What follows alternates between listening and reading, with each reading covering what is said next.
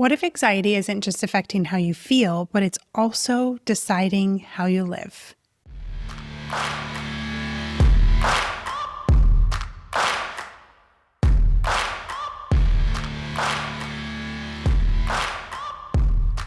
Welcome back to the Broken to Brave podcast.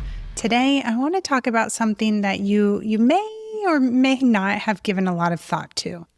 If you've been struggling with anxiety, I want you to ask how often you stop and ask yourself what you want. Meaning, how often do you check in with what you desire versus what the world told you to want? And I want to be really clear here because you could misinterpret what I mean. I don't mean your desires related to anxiety, because very easily you could have answered the last couple questions by saying, well, my desire is for anxiety to go away. Well, yeah. How often, though, are you checking in with fear?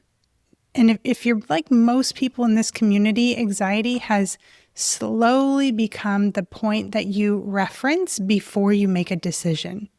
And when that happens, your life actually starts revolving around avoiding discomfort instead of creating what you want deep down. So do a personal reflection right now and ask yourself, how often am I avoiding discomfort instead of working toward creating what I want? And some of you might have thought, I don't even know what I want, Steph. How do I figure that out? For now, just let it be that right now you may not know what you want, and it's possible for you to become more and more aware of that as you reconnect with yourself. And if your first response to that question that I ask, I'll ask it again. How often am I avoiding discomfort instead of working toward creating what I want? If your first response was not often, I want to encourage you to reflect again, because in my experience, no matter where you are on your healing journey, this is a place to come back to over and over again. In fact, I caught myself doing this recently.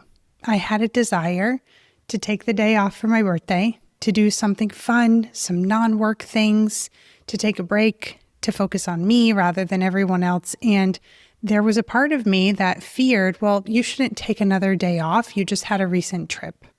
Now, this is a small example, and it might be pretty insignificant compared to some of the things that are going on in your life, but I wanted to give some small example to illustrate just how quickly fear can come in and how easily it can be to make choices that align with and obey fear rather than what we actually want. It can be in the little things like this, and the bigger things, and everywhere in between.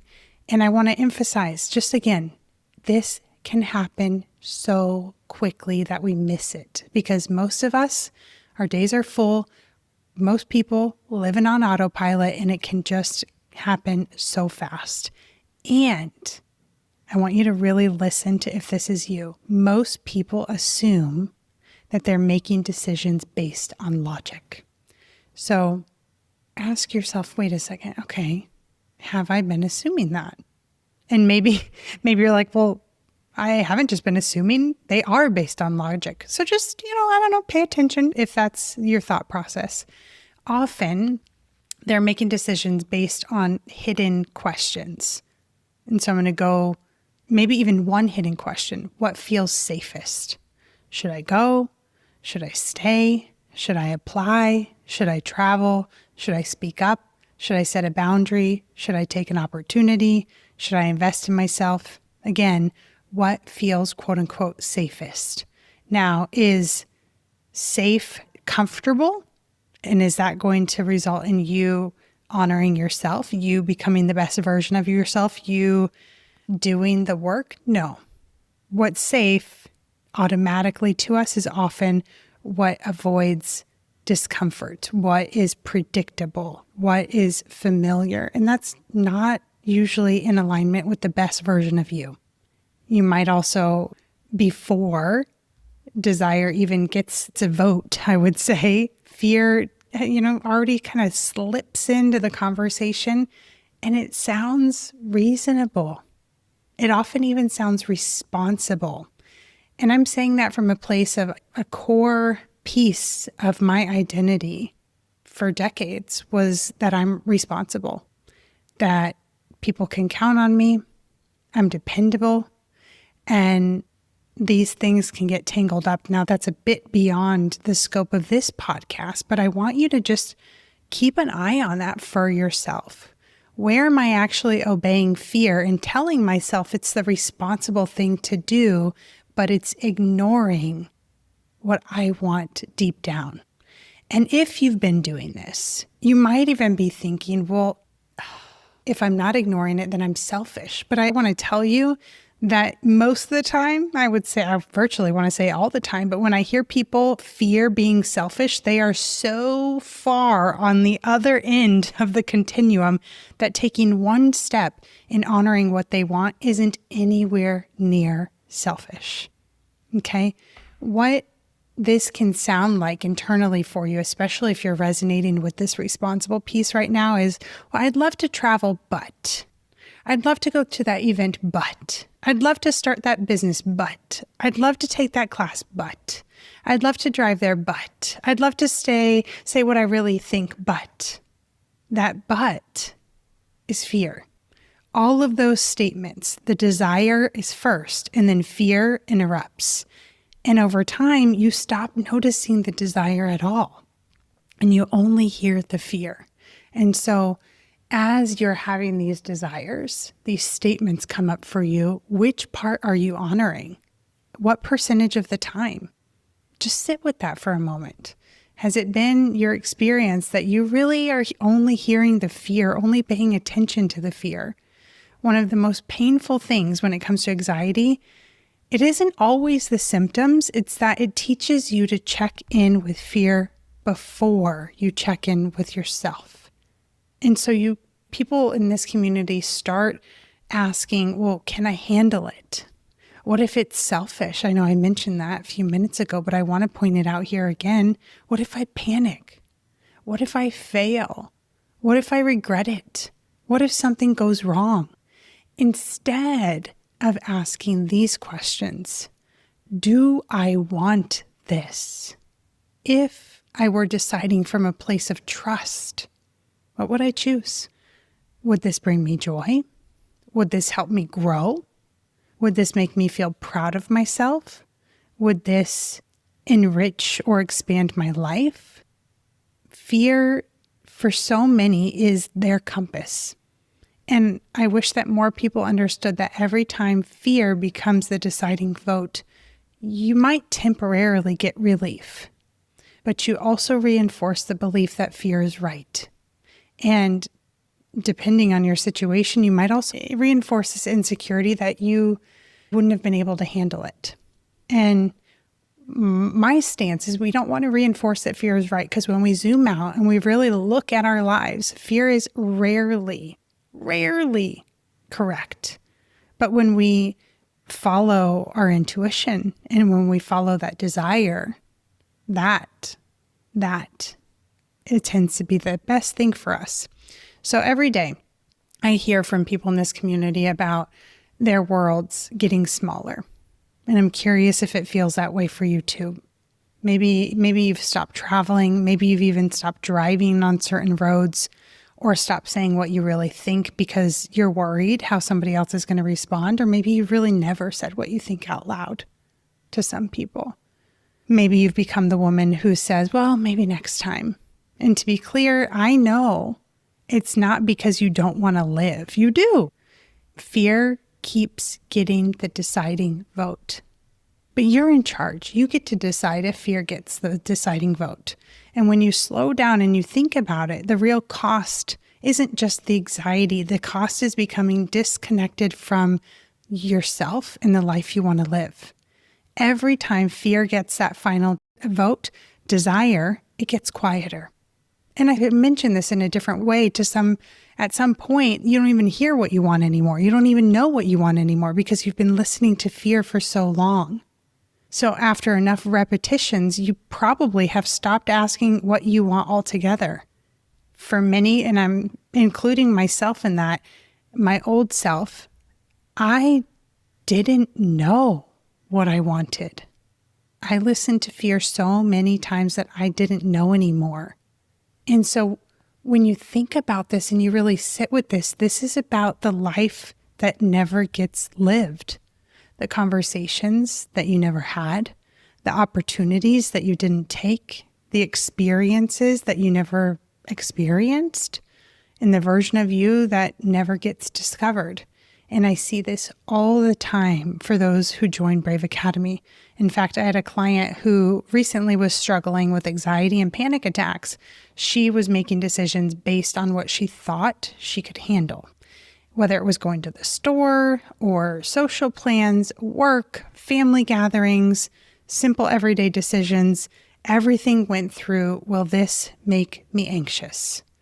And she really wasn't asking anymore, what do I want? She was asking what feels safest.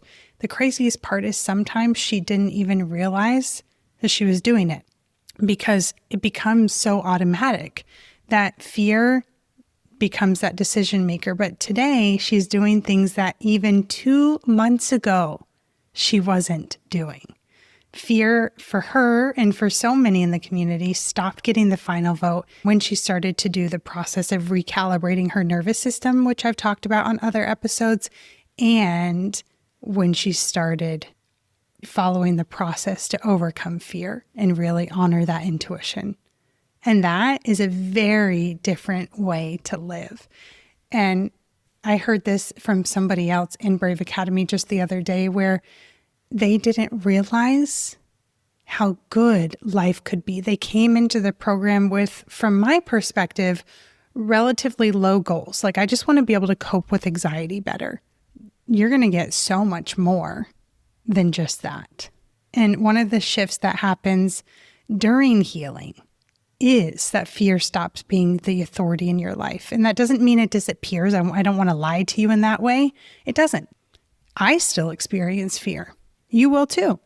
The difference is it doesn't get the final vote, and it does pop up less and less and less because, it's there because it's trying to protect you. But your job is to come with wisdom and to evaluate and use discernment.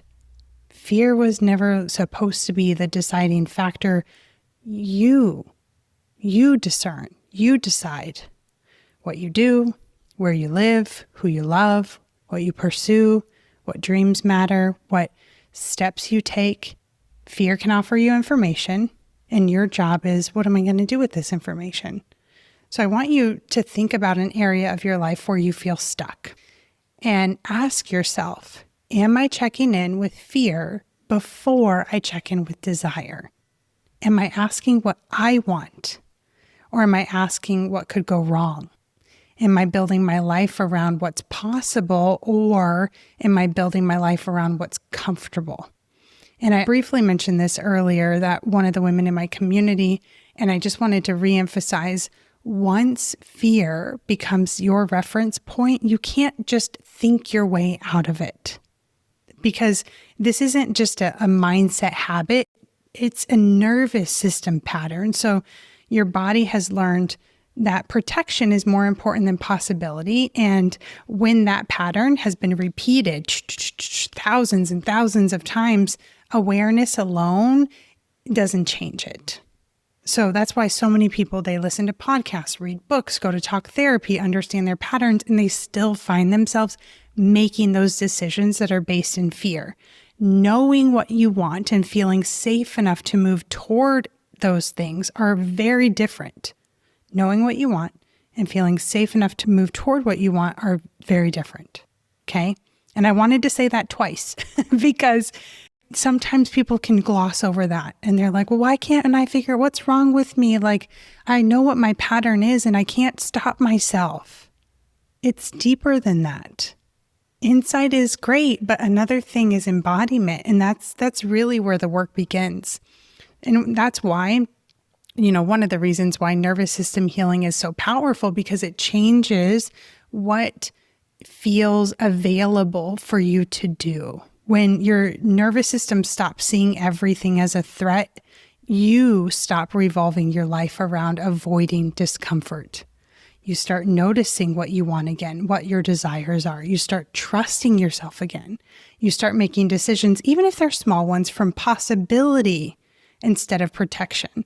On that note, I had someone come into Brave Academy recently, a few months ago, and she hadn't gotten her nails done. And I'm pretty sure she told me 10 years.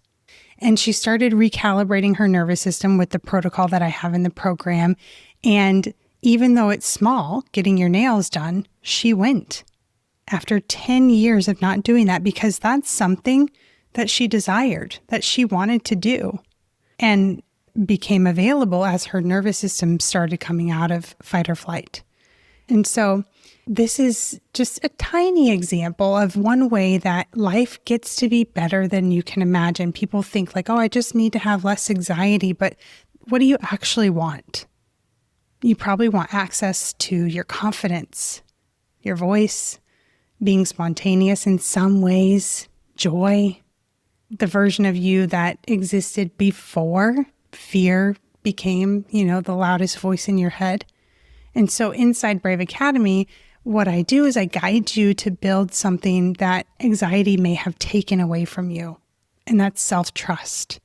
When you trust that you can handle life, fear no longer has to make those decisions because no matter what happens, I'll be okay.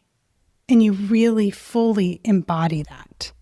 So you can hear your desires again. You can move toward what you want instead of just constantly changing your life around to avoid discomfort. That changes everything. And if you're ready for that kind of work, just send me a DM on Instagram or on Facebook with the word Academy, and I'd love to chat and see if Brave Academy is a good fit for you. All right, I'll see you next Tuesday.